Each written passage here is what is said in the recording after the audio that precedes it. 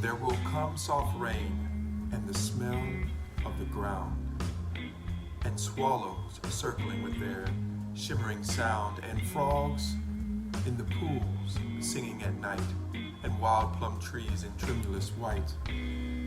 Robins will wear their feathery fire, whistling their whims on a low fence wire, and not one will know of the war. Not one will care at last when it's done. No, not one would mind neither bird nor tree if mankind perished utterly. And spring herself, when she woke at dawn, would scarcely know that we were gone.